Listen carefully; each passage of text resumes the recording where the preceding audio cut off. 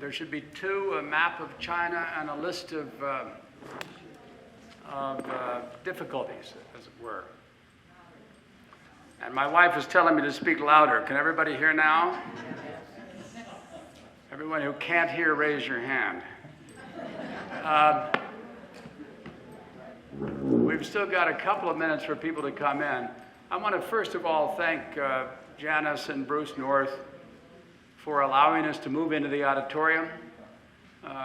Even with social distancing, it looks like we can accommodate comfortably 50 people, and I'm just delighted about that. And I'm amazed to see that whatever our limit is, we quickly fill that limit and then push it. Today, for the first time, we're introducing outsiders to our humble meeting. By way of introducing Carol and Terry Williams, I want to remind you all of something from Rumi, the Persian poet, mystic from the 13th century. He famously said once that outside the definitions of right and wrong, there's a field. Meet me there. I'd like to talk. Carol and Terry have been working in that field their entire lives, doing so, oddly enough, as CIA operatives. But I think in the process of that, not judging, including, embracing difference, and I think that's what distinguishes them as people and distinguishes their service in the CIA. You've seen their bios. I sent them out this morning, so I won't bore you by repeating all of that other than to say they're, very importantly, close friends, and I look forward to more. I'm going to start with Terry. Please, as we say, silence your cell phones. You don't have to stand and join us in an opening song. But silence your cell phones. And let me remind anybody here who hasn't been here before, whose email I may not have, please communicate your email addresses if possible to Sally Ann or Phoebe or Yvonne or anybody you can, because we'd like to include you in the distribution of readings. Terry, is your mic on? Testing, yes. Thank you very much, Bob and Sally Ann, and thank all of you for being here. It's a pleasure for both Carol and myself to be here to talk with you about China today. Interestingly, the topic's very timely. Seems like things with China always are. But as you all probably know, over the last couple of days, our Secretary of State and National Security Advisor have been meeting with senior Chinese officials in Alaska. And as you also probably know, if you looked at your news this morning, those meetings didn't go very well. The first day, there was a lot of grandstanding on the Chinese side. They kind of walked back from the agreement for the meetings, which was 2 opening minutes each, and then the reporters would go away and everyone would get down to business. So we can get into some of those issues. I don't think there's going to be any grand resolution as a result of these meetings. And on the one paper that you have that I listed as impediments to the relationship, which I stole from John Bolton, who had a really great piece in the Washington Post the other day, you can see pretty much what's going to be on their agenda, at least on the U.S. side's agenda, as they go through what they're looking for out of a relationship with China over the next 4 years. So what I would like to do is begin with a few anecdotes about our background in China, and then talk about a little bit about what China wants and why that presents conflict for us. And then we can use perhaps that piece of paper that you have that lists the impediments and any other questions that you have to sort of dig into why there are impediments to a stable relationship with China, and areas where the U.S. needs to push back when China oversteps bounds. So what I would say is, in terms of our background in China, Carol and I went to China as a young family in the early 80s after Chinese language school in both Washington and in Taipei. And it was a time in China that was really relatively new in the relationship between the United States and China. We had formalized a diplomatic relationship with China in 1979. Carol and I arrived on the scene in 1984, so it was just a few years after normalization. And what was neat about being in China at that time was that there were some China hands around that we got to work with and got to know, who really had storied careers and backgrounds in China. And I'd like to just highlight a couple of them so you can get a sense of the kind of people we were working with, the kind of people we were proud to call colleagues. Stanley Bergman. Stanley Bergman was a retired CIA officer when I first met him. Stanley, when he was very young, parachuted into Burma with the OSS to fight against the Japanese with the Chinese nationalists. And so, from that experience came a love of the whole field of China, and Stanley spent his whole career working on China. Every time we would come back from China, Stanley would debrief us on what was going on in China, and he just had a passion for the place. Ambassador Arthur Hummel. Arthur Hummel was the first ambassador we had when we went to Beijing. Arthur Hummel was the son of missionaries, born in China, spent most of his youth there, went back to the States when his dad was transferred there, and then went back to China. It was in Shanghai, I believe, for university.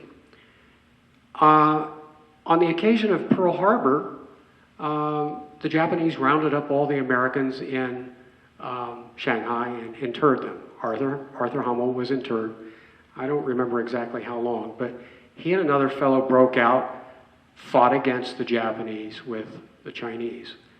He later went on to become the ambassador of China, which is when we knew him. And then finally, James Lilly. James Lilly was a friend. He was the ambassador in China, actually the only person who held the titles and the jobs of both the ambassador in China and the director of the American Institute in Taiwan, which is our de facto embassy in Taiwan. He served in both of those positions, and he was also the first CIA chief of station in Beijing when George H.W. Bush was named to be the head of mission there by Nixon. And so he had a really storied career in China. And so, having the opportunity to work with people like that, of that caliber, and getting to know them well was just a wonderful thing for us. So most of you know, I'm sure, although we don't think about it, our relationship with China goes back a long time. It predates these issues that we're having with them now. People of all stripes have been going to China since, just past the Founding Fathers' days.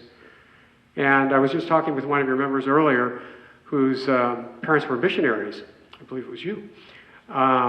Missionaries went to China, spies went to China, business people went to China, soldiers, diplomats, every stripe possible. And we've been doing that for 250 years. So there's nothing really new under the sun in terms of dealing with China. Talk a little bit about what it was like when we lived there initially, just to give you a feel for the difference. Now, we went there roughly 40 years ago. We were a young family. We had 2 small children. We were in Beijing initially.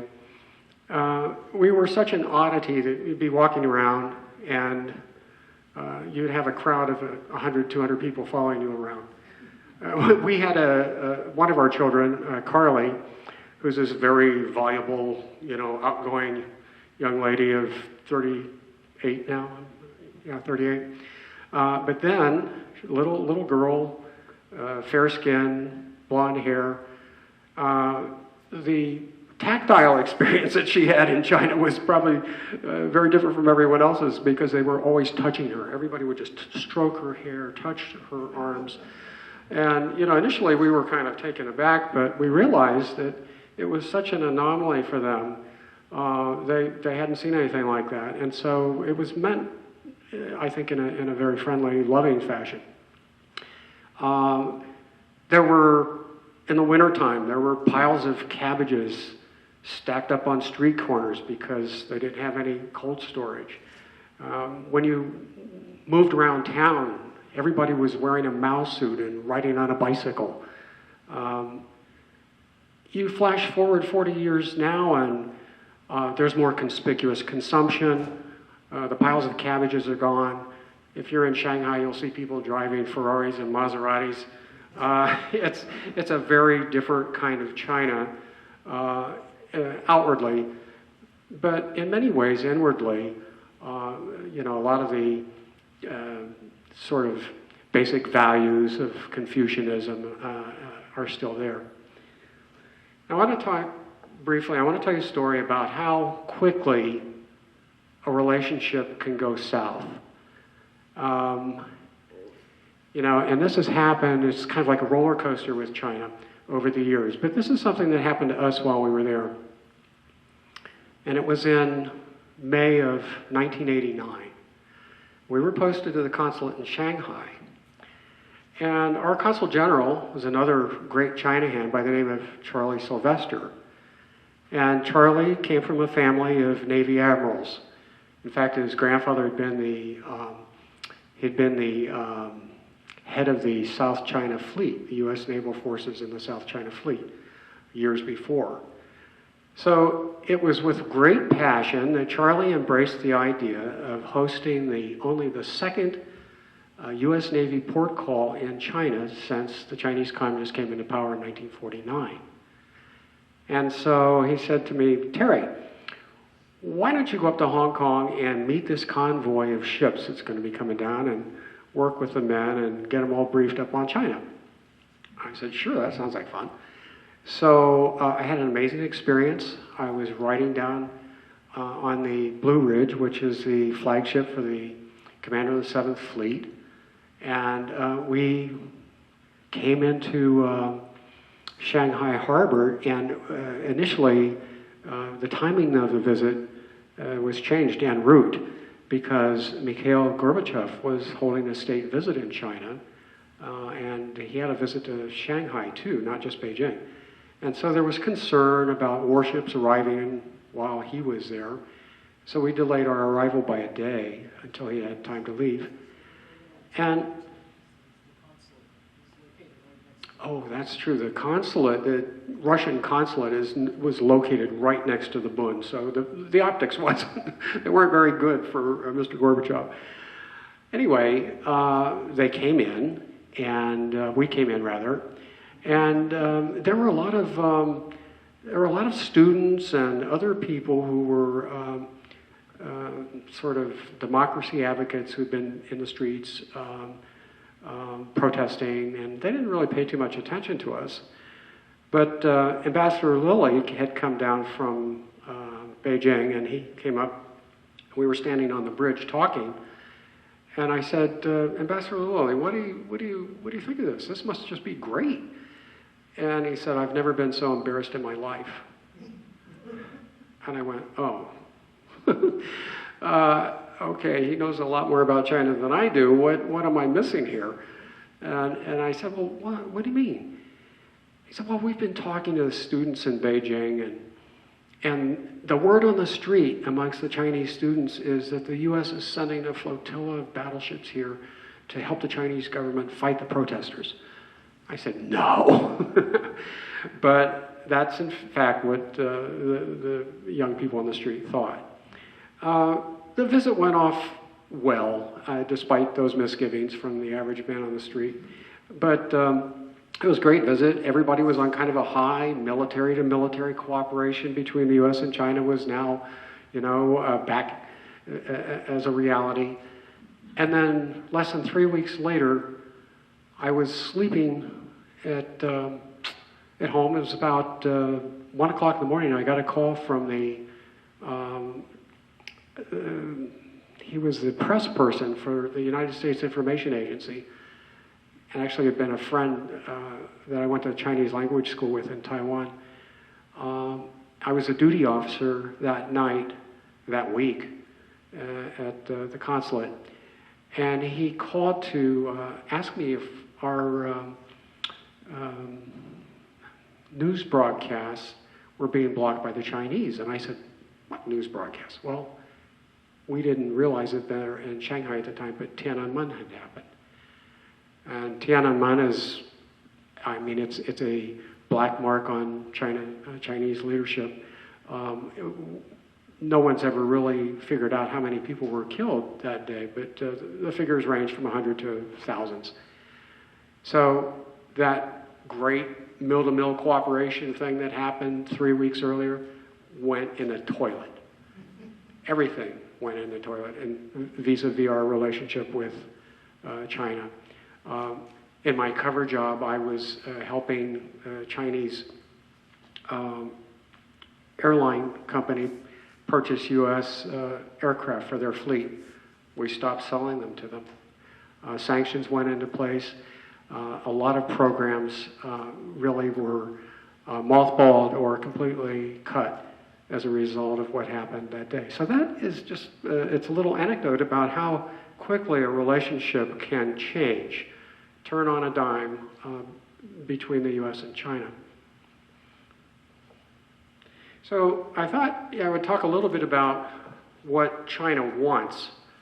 And there are areas of conflict that present themselves because of that.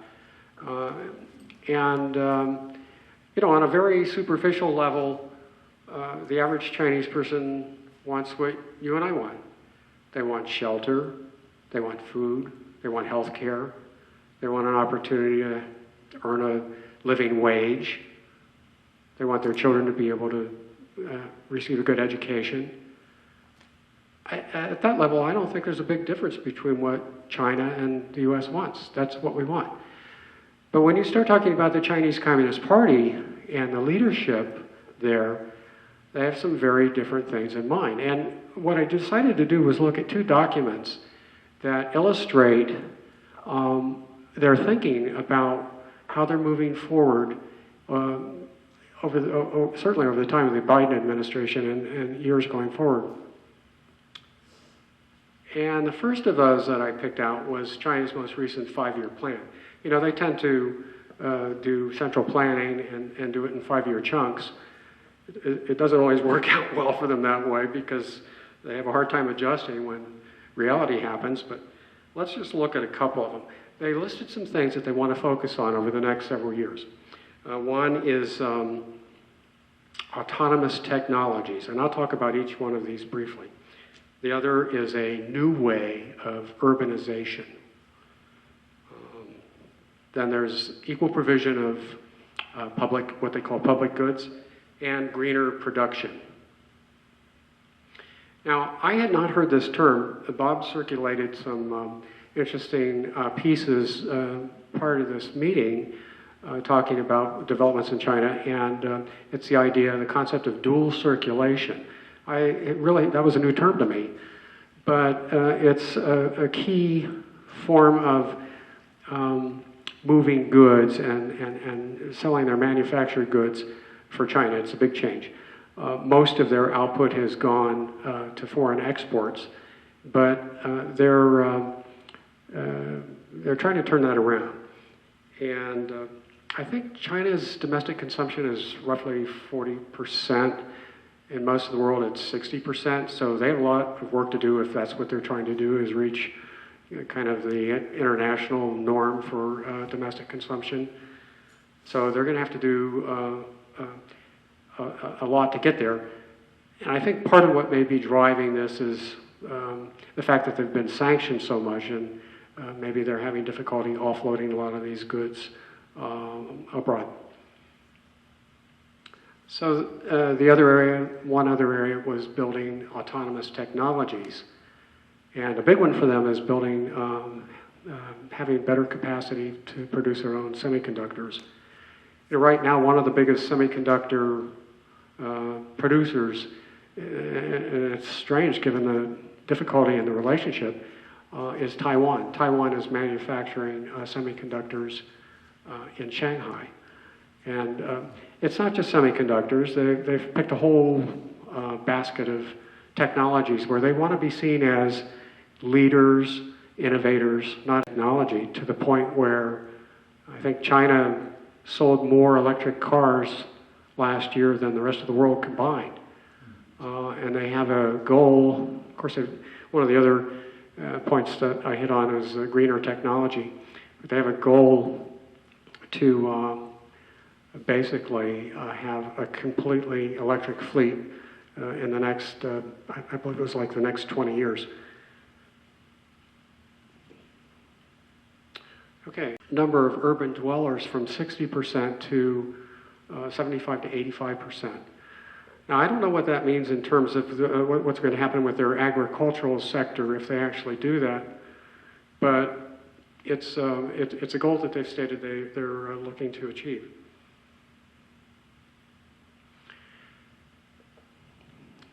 There's an interesting concept or an interesting sort of force at play in China in terms of where you get to live.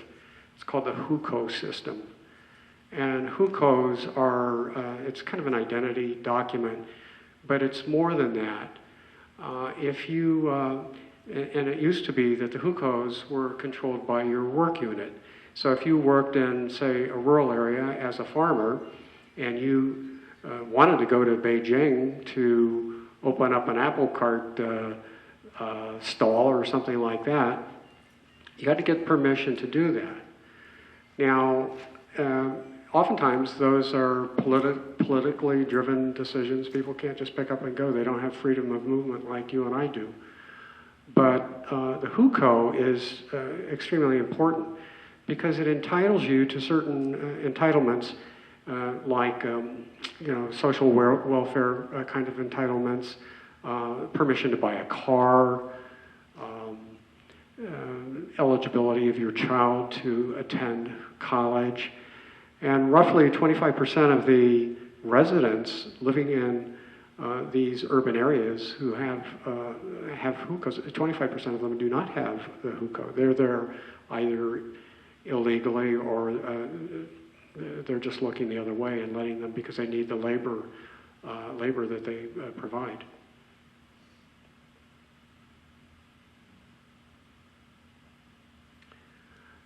Now, one of the things China has talked about is having a commitment to greener production.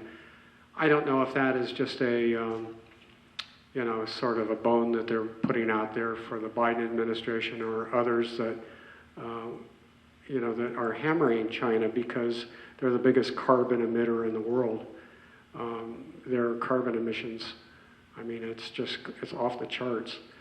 So I can remember when we lived in Beijing, now this was, almost 40 years ago, everybody at the embassy had a feather duster in their car. Now, I didn't have one right away, but I was like, what's that all about? Well, I found out the first time I got my car and had it parked outside the embassy. I came out after work and there was about an inch of dust on it. It was coal dust.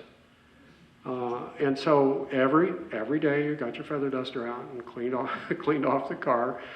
And I remember the first day I was in Beijing, Carol and the kids weren't there yet. I got there in January, and I went for a run. And I came back in from my run, and I was just coughing up black gunk. And it was coal dust, because not only manufacturing coal, but the coal that people use to cook and heat their homes. It's not a hard anthracitic coal, it's soft coal. And so they've got a lot of work to do if they're going to overcome their current emissions problem. Now, that sort of touches on the points from their 5-year plan. I think the other thing that would be really interesting for you to understand, how many of you have read about or have heard about the Bricks and Roads Initiative, Belts and Roads Initiative. I don't know where I said bricks, excuse me. Okay, so Belts and Roads, basically, it's it's President Xi's idea. It's a pet project that is, in some ways, recreating the old Silk Road of China. And part of it is roads. The belt part is roads. And the roads part is oceans, if that makes any sense. But basically what they're doing is committing anywhere between, and we don't have good numbers because there's not a lot of good information out there about what's really happening, but anywhere between $1 and $8 trillion over several years to create infrastructure projects. And right now I think there are over 130 countries that have signed up for this. And so they've created their own sort of IMF, I forget the name of it. It's the Asia Infrastructure Investment Bank, to help move this money around.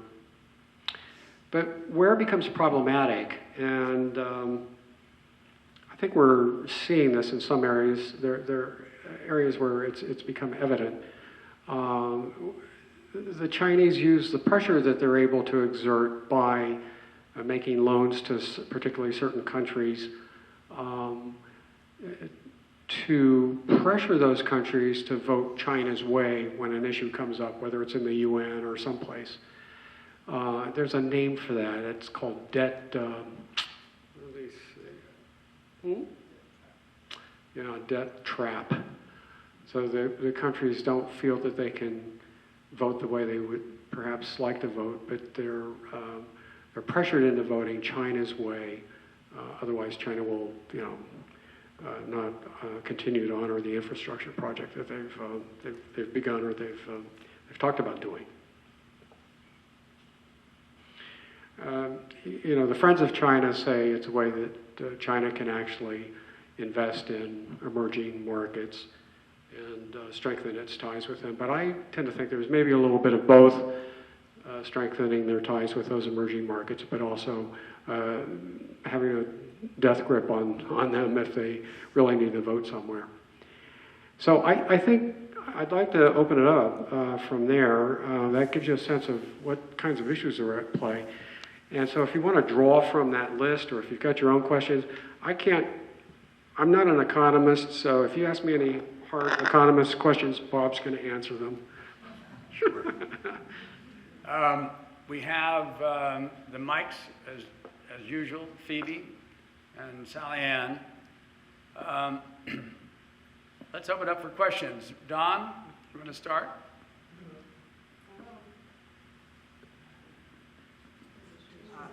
Has Taiwan been historically a part of China, or was it a separate island that they just took over at some point in time? Well, Taiwan was once known as Formosa. I think the first people it was the Dutch that actually went to Taiwan early on. In the 40s, the Japanese occupied Taiwan.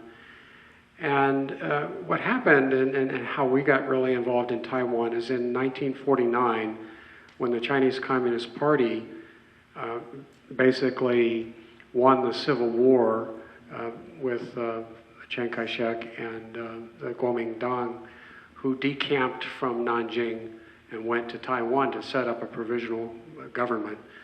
That's when, not right away, the U.S. wasn't super involved. It was a little testy. We served in Taiwan, and I can tell you that it remains a very contentious issue. Taiwan considers itself, in fact, the current president used to be on the National Security Council, and I knew her when when we were in Taiwan. She's not very Kuomintang-ish. She comes from the southern part of the island, and they feel more of a sense of wanting to have Taiwanese independence. The leaders on Taiwan intended to always go back to the mainland and recapture the government and be the government on mainland China. They never thought they were going to be a permanent government in exile. Where the conflict happens results from some communiques that took place between the United States, with the United States, and one concerns Taiwan, in which we pledged to support Taiwan and protect Taiwan in the event of a unprovoked attack by mainland China, whose goal is to reincorporate Taiwan in the fold in mainland China. So it's constantly an issue. I can tell you just a quick story. When I was a chief of station in Taiwan, 2001 to 2004, and during our time there, there was some domestic upheaval. There was an assassination attempt against the president and the vice president. They were injured and shot. And China was making noise about coming in because for them it was an unsettled situation. They were going to come in and basically, occupy the island. So we were constantly briefing the Marines on Okinawa. The U.S. Expeditionary Force there has the lead on protecting Taiwan in that kind of an event. Fortunately, it didn't come to pass, but it's always a bone of contention between the U.S. and China. That was a long answer. I'm sorry. Other questions? Forrest, did you have your hand up? Their importance to the world. Do you think that particular manufacturing capability there is going to make China move quicker than they might otherwise? Or do you think it would be an impediment to their need for semiconductors also? Well, see, the thing that's interesting is that I think most of Taiwan's semiconductor manufacturing, and don't quote me on this because I don't know it empirically, but let's say not necessarily most, but a lot of their semiconductor manufacturing is taking place in China, in Shanghai. One of the things that's unfortunate about dealing with China, where new technologies or high technologies are involved, is that it's either technology theft. There's no such thing as proprietary technology when you're dealing with them. So part of their deal may have been with the Taiwanese that yes, you can manufacture and sell your semiconductors here, but we want that technology. And they may have made an agreement to give it to them. So whether or not, it would be, as they achieve autonomy in semiconductor production, it may hurt Taiwan in terms of their ability to sell semiconductors to China, because they'll just take the technology and run with it. Other questions? Mic on? If you hold it to your mouth. Okay. There's a lot of misinformation on the internet, I know that. But there's a lot of people that believe that HG and Huawei cause cancer. Now, I haven't read any reports in the paper or anywhere that says that's true, but they have a lot of statistics in their heads, a lot of these people. I know some of them in some Valley, Idaho.